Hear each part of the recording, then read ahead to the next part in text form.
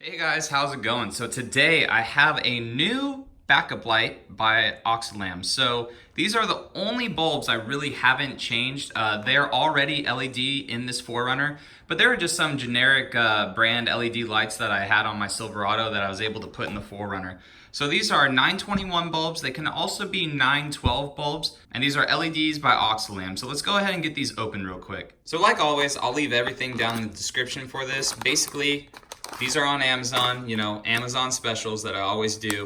And these are 3,000 lumens, 65-ish 100K temperature lighting, all aluminum frames, and very, very sealed in the bag. But now I already did an install video of how to install LED lights, so I'll leave that right here for you guys.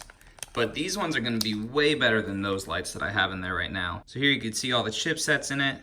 Again, nice aluminum material. So let's go ahead and get these installed.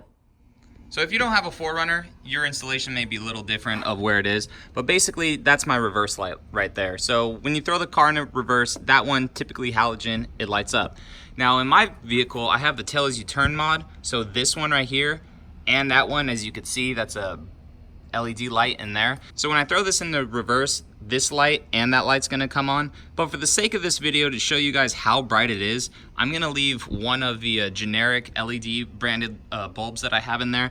And then I'm gonna put this Oxilam one into my passenger side. So we'll wait for it to get dark out. Hopefully it doesn't rain tonight, and I'll throw it in reverse and I'll show you how far this light will actually cast out. Unfortunately, I don't have the halogen bulbs for this anymore because once I swapped my whole vehicle over to LED, I just threw all those halogen bulbs away.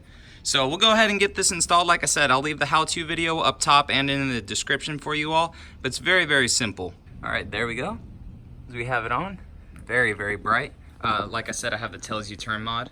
And that one does seem a little dimmer. So here's the bulb that I took out of it. As you can see, just a generic little LED bulb. I do like that I have the projector right there, but that doesn't really matter because you're in an already reflective area.